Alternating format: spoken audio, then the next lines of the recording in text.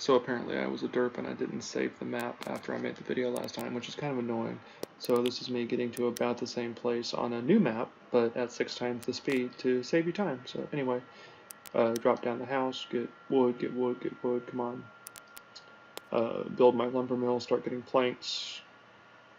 The layout's a little bit better in this map than it was in the last one, so things are a little better looking whenever I get everything laid out. Drop my market down, need a little nook in there, build a second house. Need a little bit more gold, so I'm throwing wheat straight into the houses real quick.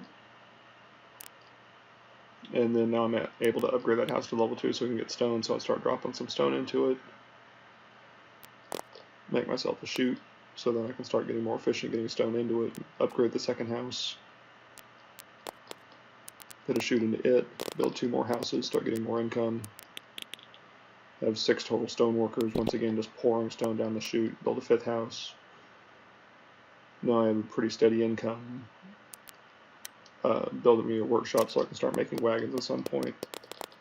I need some stone to build buildings, so I'm just diverting it into the base real quick.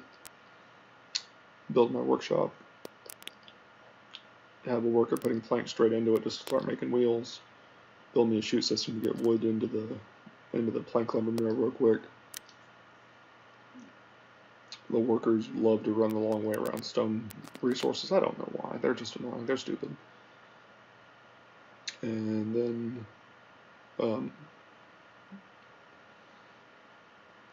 as I get the stuff built, I go back and I build my my lumber mill to make my paper and my school off near the river. So I'm about to pretty much the same place I was. And that's a 20-minute video in about 2 minutes. Hey, 6 times the speed. So now I actually get to record the next photo I wanted to, which is the next step in building the whole town. Thanks, guys.